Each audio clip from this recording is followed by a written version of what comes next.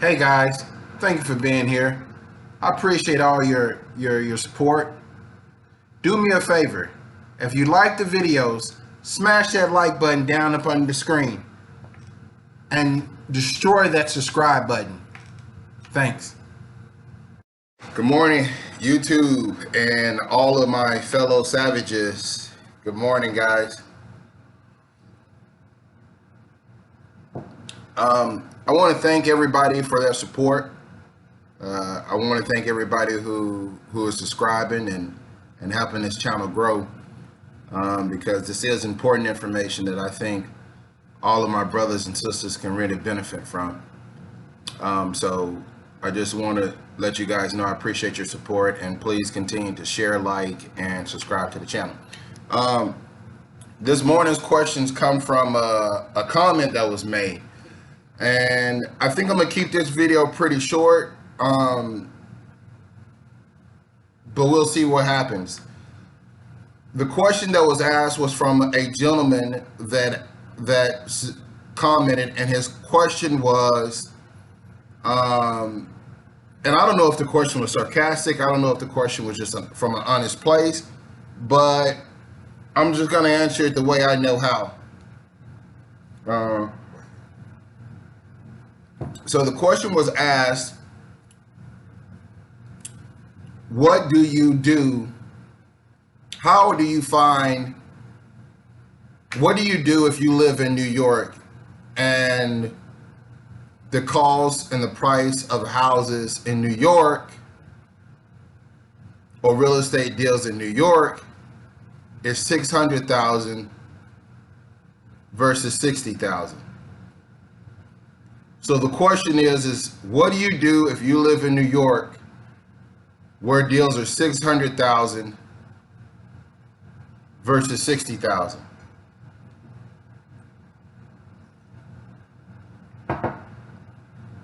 My answer to that, I had a long drawn out answer to try to be politically correct to answer that question, to try to da. I'm just gonna keep it real. If you live in New York and it costs $600,000 to buy a property, it sounds to me that you got a pretty complicated equation. I like to live my life simple. Therefore, I live by a simple equation. Okay? I'll repeat my equation here in a second. But let me explain let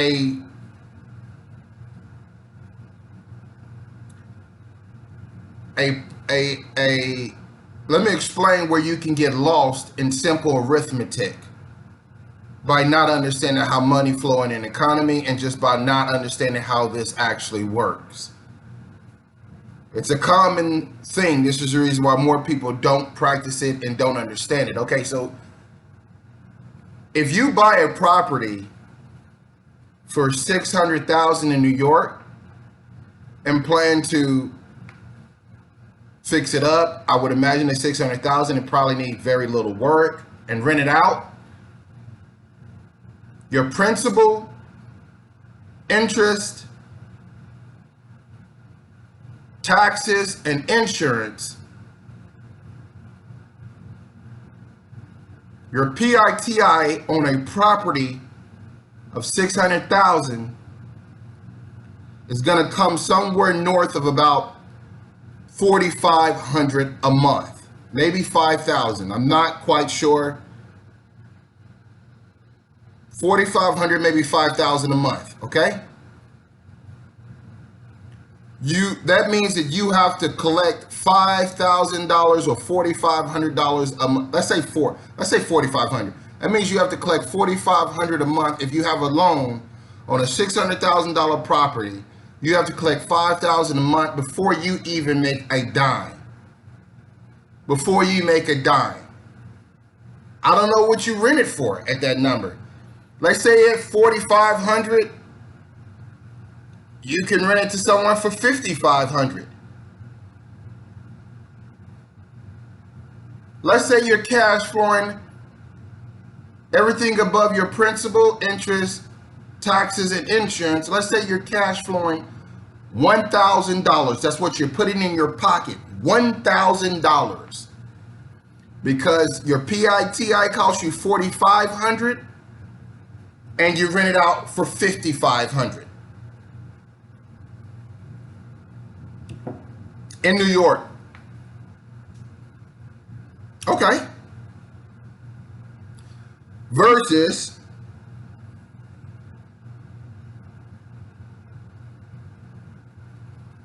you go to somewhere in any other state, the South, or some state that isn't as demanding as New York. You find one of my deal properties for $60,000.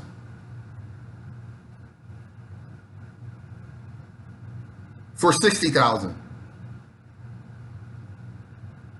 And your principal, interest, taxes, and insurance is $400.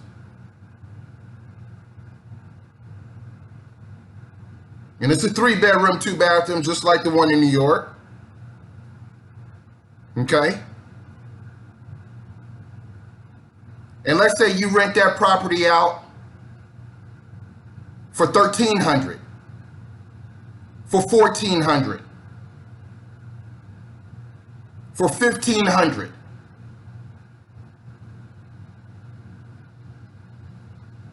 That means everything. That means your principal, interest, taxes, and insurance is $400. That's what you have to pay. And then everything above that is what you're putting in your pocket.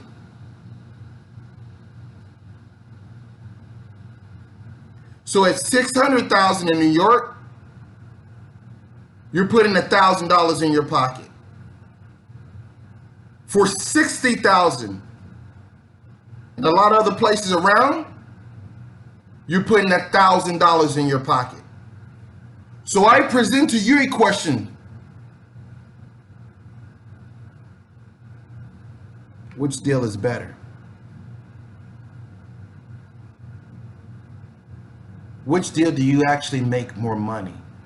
Which deal give you the best potential for leverage? Leverage is the most powerful tool when you're talking about investment real estate. Leverage. For what a person who have to spend $600,000 to get a single mortgage, to cash flow a single $1,000, at $60,000, you have the potential to leverage it. If you leverage it to that point, let's do the math. It's simple math. Let's do the math. How many $60,000 properties can you find for $600,000?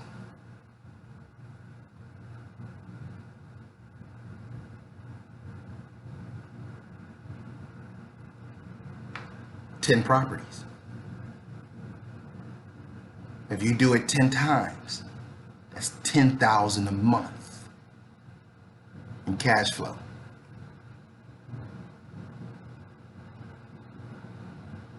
You're better diversified because you're not, all your eggs is not in one basket. $10,000 a month. So do you rather take the 10,000 or do you take the 1,000? My brothers and sisters, that's how we got to start thinking, and that's how we got to start looking at things. Business school don't teach you that. Education don't teach you the power of leverage. Give me the $60,000 property. Let me multiply it 10 times, 15 times, 20 times, and let me retire at 35 years old.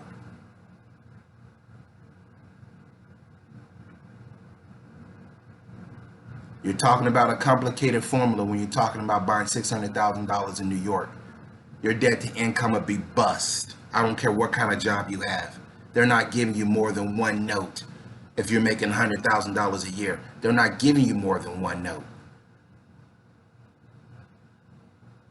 Think outside the box. Education, school, K through 12, have only stunted the potential for you to think outside the box. This is a game of, you don't want to just, listen. You don't want to do this to just survive. I don't make these videos so you can just survive. This is a formula to how to thrive, to dominate. You can dominate. This is not a survival formula. This is a dominating formula. Just embrace it. Don't try to change it. Don't try to change it. It works the way it is. It's just like a sales company that tell you, don't come in here and try to change our script, blah, blah, blah. We know what works. Every big company tell you that. Every big investment firm will tell you that. Don't come in trying to change our script. We know what works. We know what formula works.